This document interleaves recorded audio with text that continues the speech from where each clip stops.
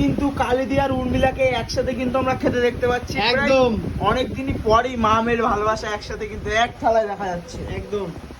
তো মা মেয়ে আজকে কিন্তু অনেকদিন বাদে একসাথে খেতে বসেছে, আর কি নিয়ে খাচ্ছে সেটা তোমাদের সঙ্গে একবার শেয়ার করছি। কালিদি কি কি নিয়ে খাচ্ছ একটু বলে দাও। ডাল সিদ্ধ, আম তেল, মাছের ডিমের বড়া। ও ডাল সিদ্ধ, আম তেল, আবার মাছের ডিমের বড়া, আর শুকনো ঝাল। আর এই যে দেখতে পাচ্ছ বাটিতেই কিন্তু রয়েছে মাছের ডিমের বড়া আর শুকনো লঙ্কা ভাজা। শোনো, এইসব দিয়ে খেলে কিন্তু মাংসকে হাড় বানিয়ে দেবে, জানো কালিদি? খাসির মাংস, চিকেন পুরো হাড় বানিয়ে দেবে। উর্মিলা তোমার কেমন লাগে এইসব দিয়ে ভাত খেতে? ওয়াও। এইটা মানে কি উর্মিলা, এইটা মানে কি? Jio fine. Fine, Jio fine. তোমরা দেখ কোনো কথা বলছেন তাই না ভাই? কালিদির তো দেখে বোঝা যাচ্ছে কালিদির এইসব দিয়ে ভাত খেতে ভালো লাগে। তোমরা মুখে ব্লাস্ট করছে।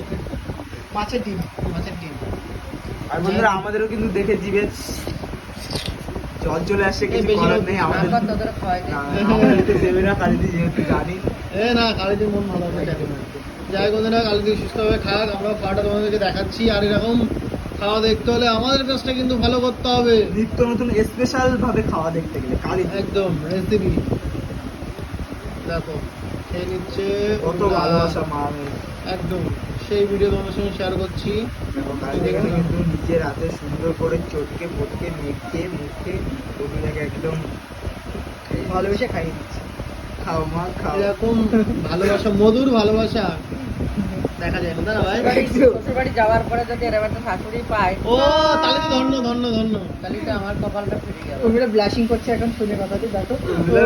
এই কিরকম একটা কাঁচ ভাঙা কাচের সেই টকবক করে ফুটে ওঠা আওয়াজ হলো না, মনের ভিতরে লাড্ডু হচ্ছে।